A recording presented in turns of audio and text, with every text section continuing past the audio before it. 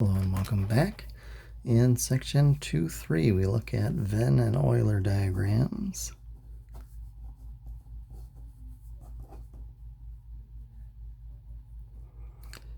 And the idea of set operations. Your author uses Venn to cover both Venn and Euler diagrams. That is not correct, unfortunately, but I'll try to remind you when we're looking at Venn diagrams versus when we're looking at Euler diagrams. In either Venn or Euler diagrams, universal set U is represented by a rectangle.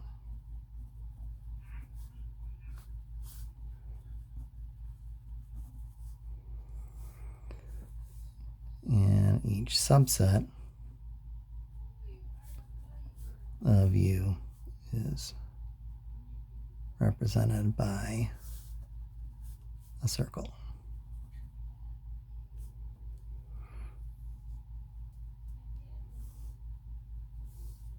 So for example, if our universal set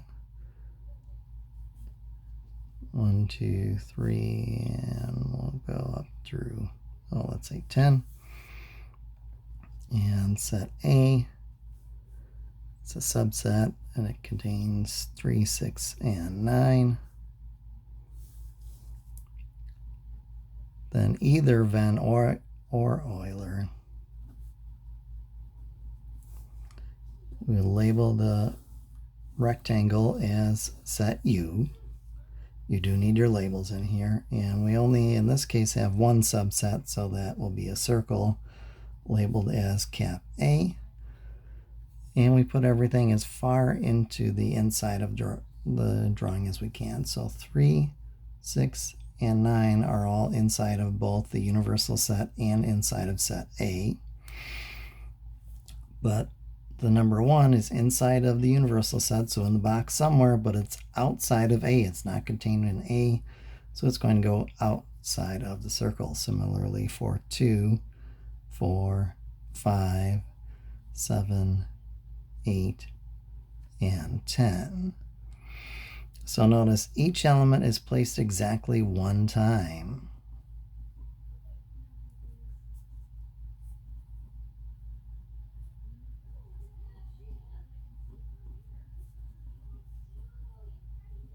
So I don't have a 3 out here and in here. If it can go in both sets, put it in the innermost place you can.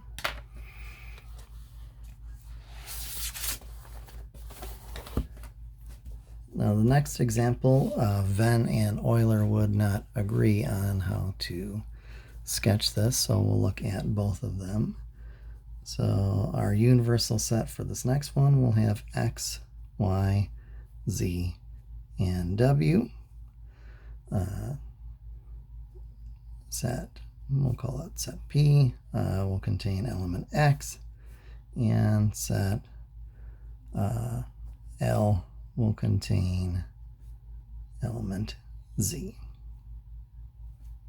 That should be a lower Z.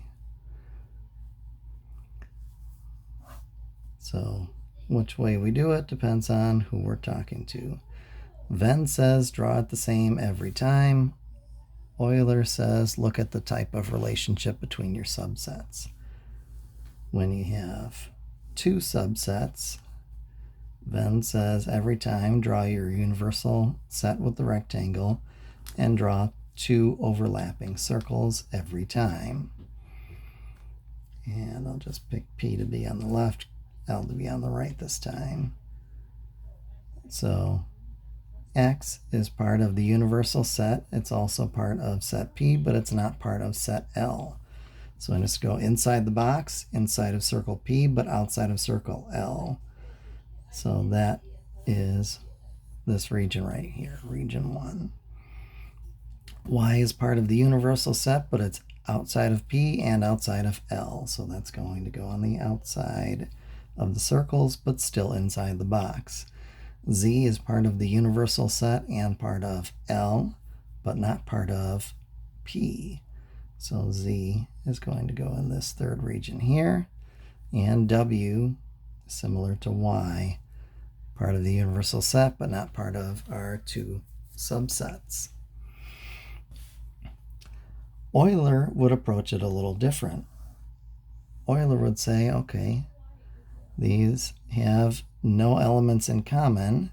If there are no elements in common, it's referred to as being disjoint.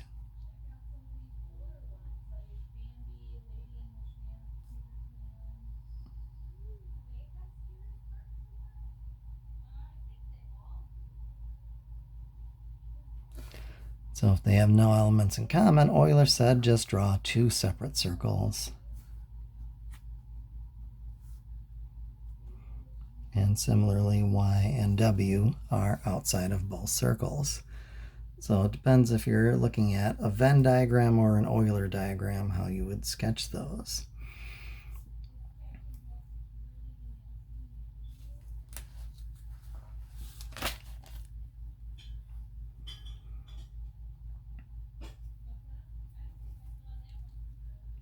Let's see, we'll keep the same universal set. This time we'll look at C being X and Y, and D will be Y and Z. Same universal set as before, though. In this case, Venn and Euler would be the same.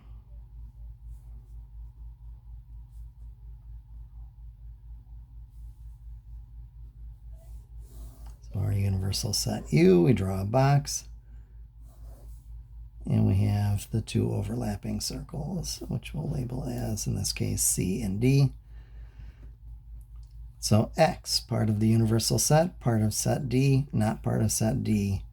That's going to go in region 1 here.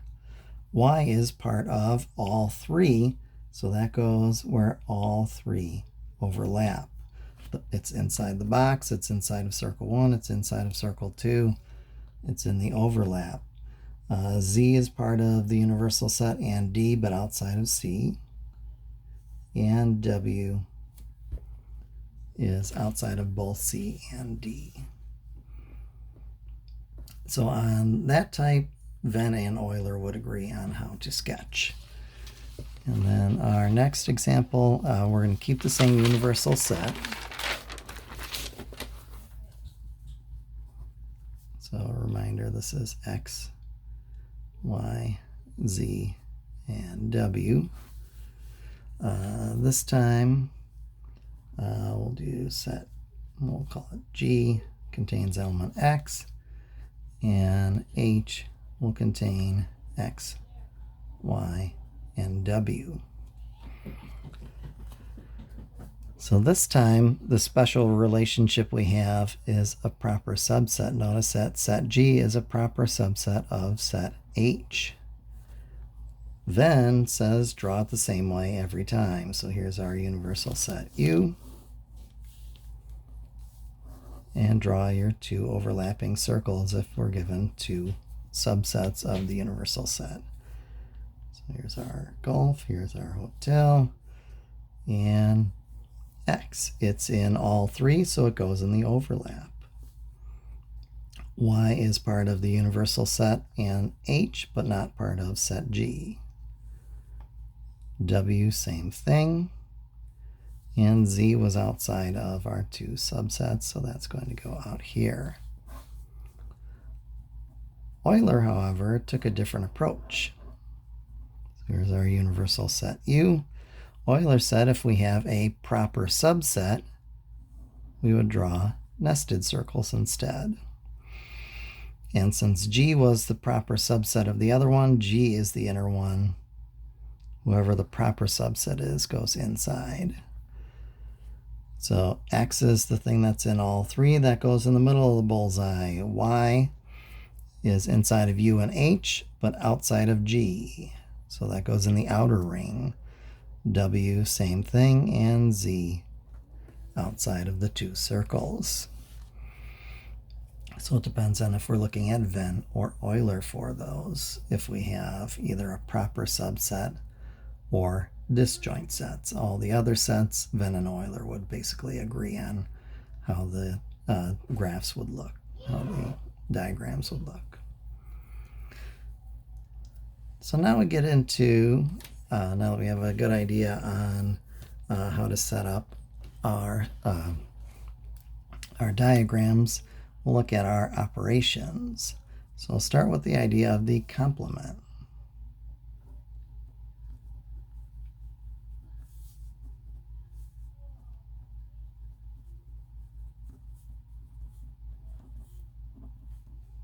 So the complement of set A denoted, there's a couple different ways. This author tends to use the prime. I have seen other books use a bar over it. Again, I've seen both. This author tends to gravitate towards the prime.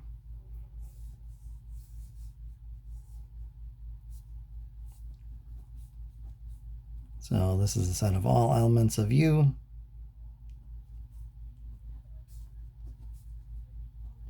Not in set A. So everything in your universal set except for what's in set A. So we'll look at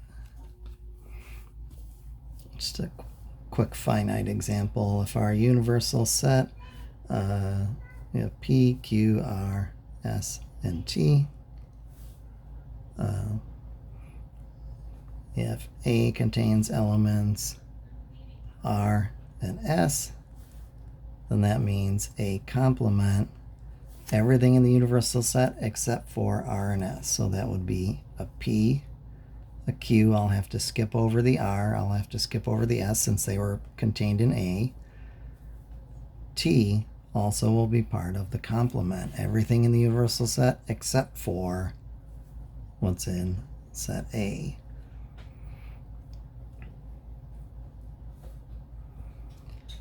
And we'll look at the idea of the intersection.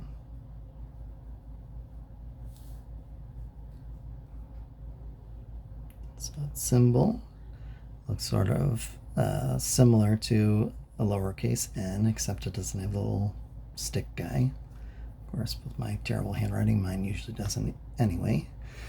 So A intersection B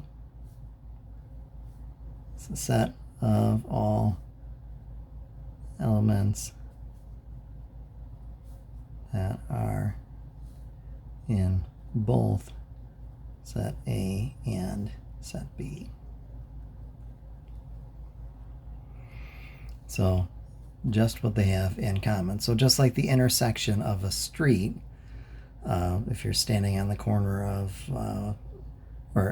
in the intersection of 159th and Cicero, the pavement that you're on is both part of 159th and part of Cicero Avenue. It's what they have in common.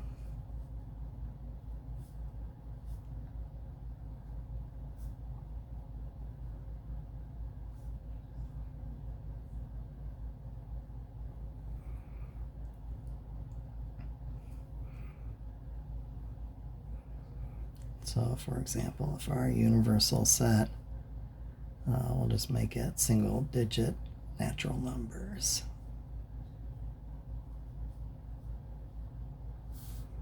Yeah, we'll make set A multiples of 2, multiples of 2.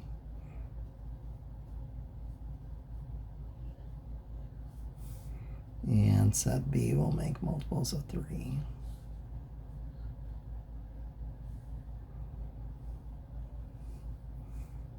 So A intersection B for this, only things that appear both times. So notice the 6 appears both times. So that would be the set containing 6. It is still, notice, a set. Set of all elements that blah, blah, blah. So it is still a set.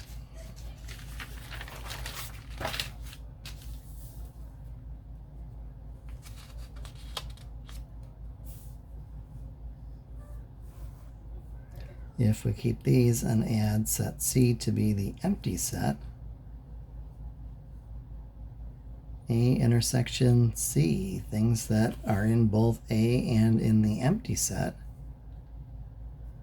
nothing would appear in both since nothing appears in the empty set.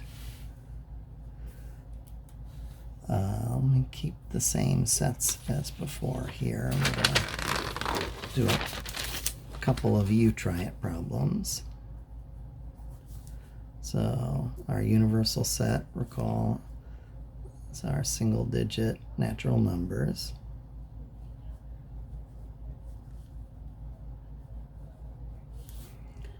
Set A, multiples of 2. Set B, multiples of 3. And set C, recall from the previous page, the empty set. So I'm going to ask you to do some multi-step operations. So for example, you're going to find A complement intersection B complement, and here find A complement, find B complement, then taking the intersection. When you finish with that one, try A intersection B complement.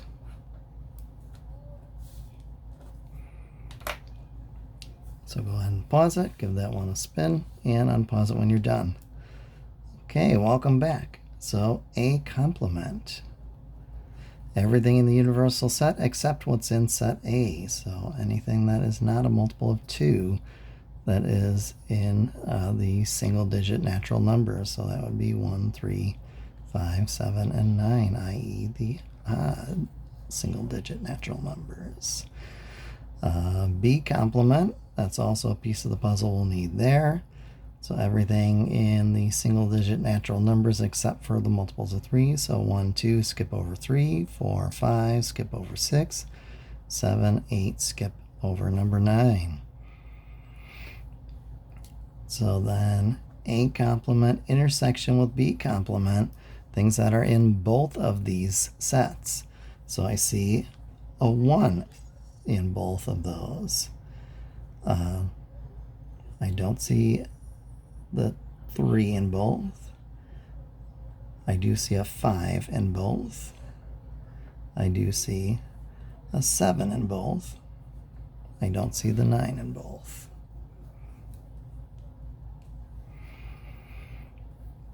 Now the second one, hopefully you kind of had a nice little memory from your arithmetic and algebra days.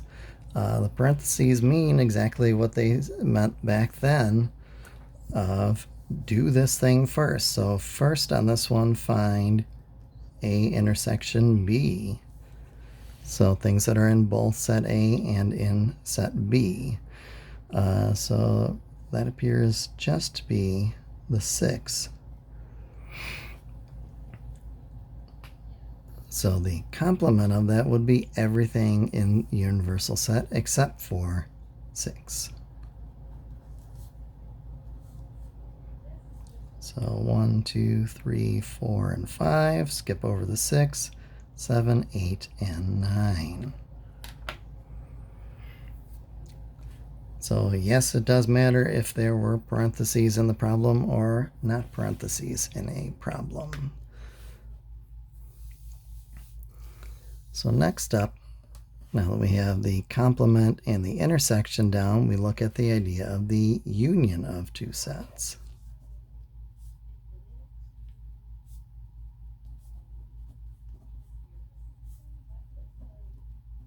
So the union of set A and set B denoted with just a flipped over version of the intersection symbol. Unfortunately, it does sort of also look a little similar to the letter U, which we use as the universal set. You'll just have to be able to tell from context which symbol they are.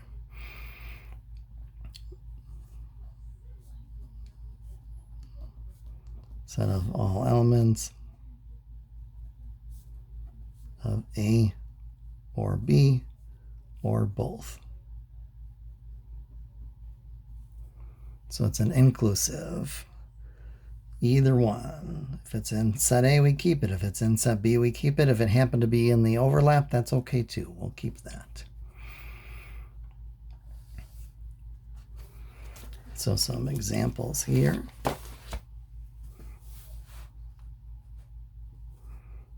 We'll make our universal set A, B, C, D, E, and F. Set A will be A, B, and C.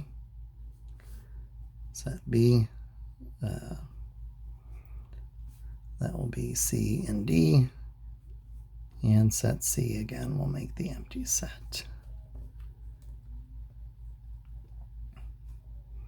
So we'll start with just the basic A union B. So now this is everything in set A or B or both. So A is in one or the other or both, we'll keep it. B is in one or the other or both, we'll keep it. It happens to just be an A, that's okay. One or the other or both, we get to keep it.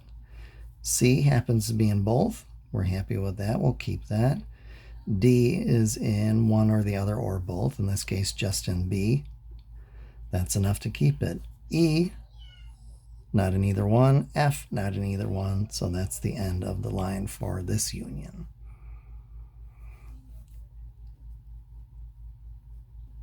A union C, things that are in A or C or both.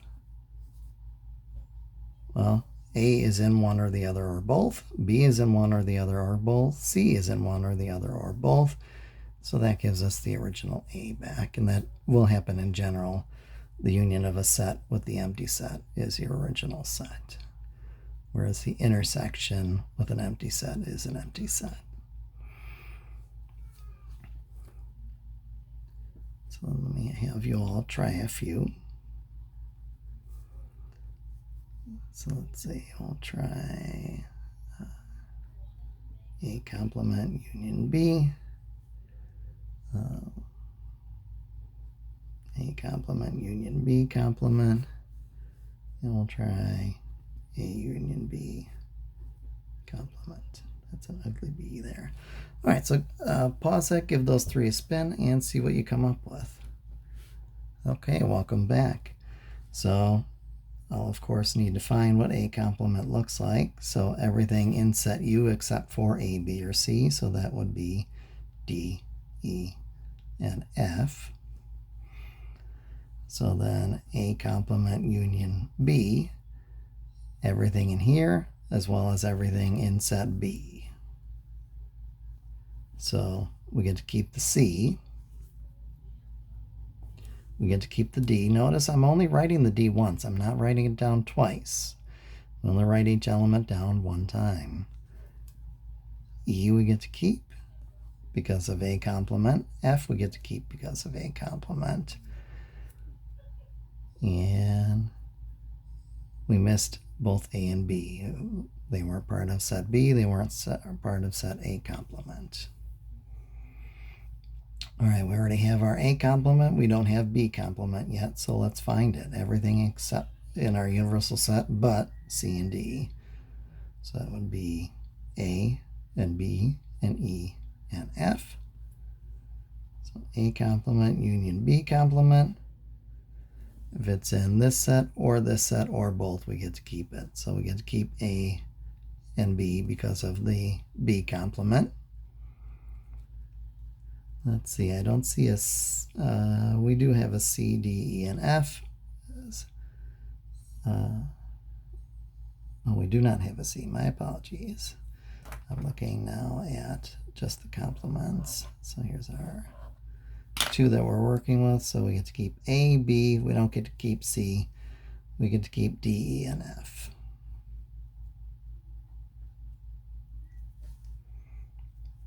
A union B complement. First we would have to find A union B, which we did. We found that to be A, B, C, and D.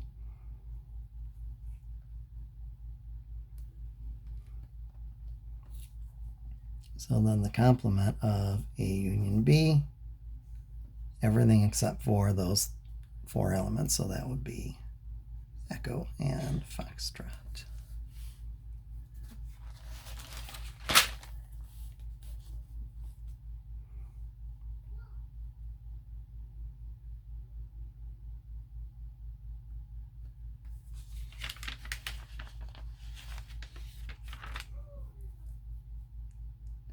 Now, occasionally we will also have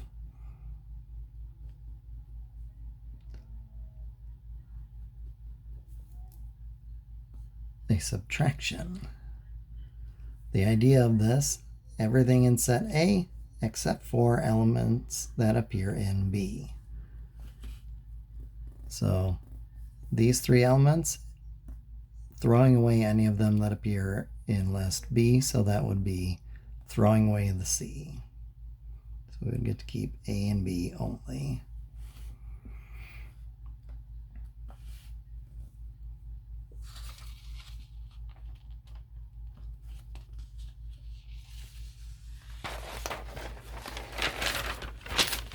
Now, I do want to talk a little bit about the cardinality.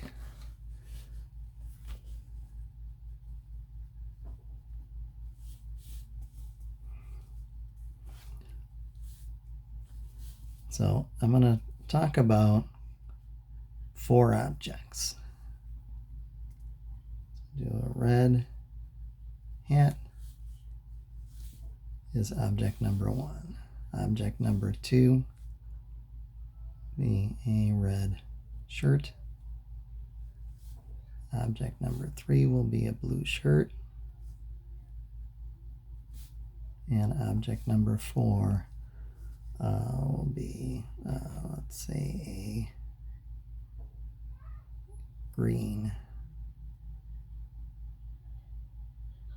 We'll do hat again.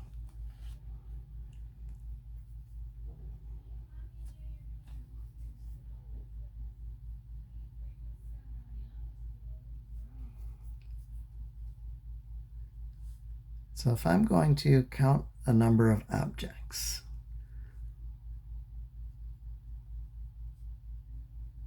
how many are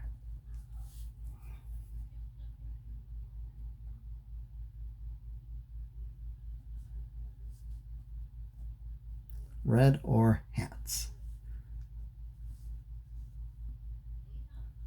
Well, you might think, well, we'll just add up how many reds to how many hats. But I have 2 red clothing items and 2 hats. But if you look at the list, I shouldn't come up with 4 for my answer. So see if you can figure out why I've overcounted that. Why I have too many in my answer right now for saying I keep the object if it's red or a hat. Okay, so hopefully you notice that this guy got counted twice. This guy got counted as part of the reds. It also got counted as part of the hats. So I would have to subtract off anything that got counted twice. In other words, the intersection. So in this case, I had 1 object counted twice. So red or hats, 4 minus 1, 3. So these 3 objects, the 2 reds and the 1 green hat. So the blue shirt is out of the picture entirely.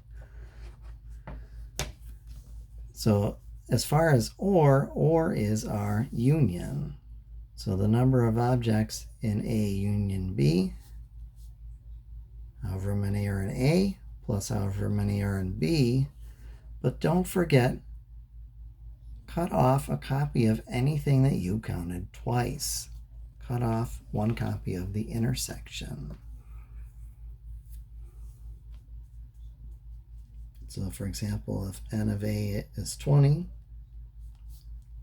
N of B is 30, and N of A intersection B is, well, let's say, I don't know, 4.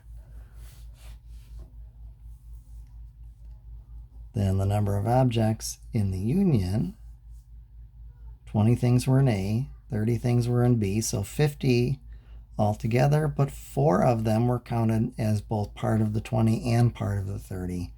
So we have to cut off the copy of the overlap. What stuff got counted twice?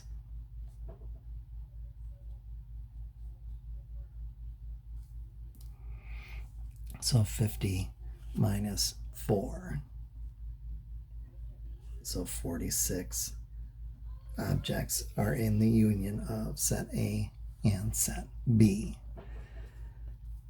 So if you're looking at an OR problem, that is a union problem. Watch out for anything that you count twice. So my recommended problems from section 2.3, I would try out 1 through 17 all, and let's see, 23 through 73 every other odd. Pardon me, a little cat in the way there, sorry. 23 to 73 every other odd, so do 23, skip 25. Do 27, skip 29 is what I mean by every other odd. And 81 to 113 all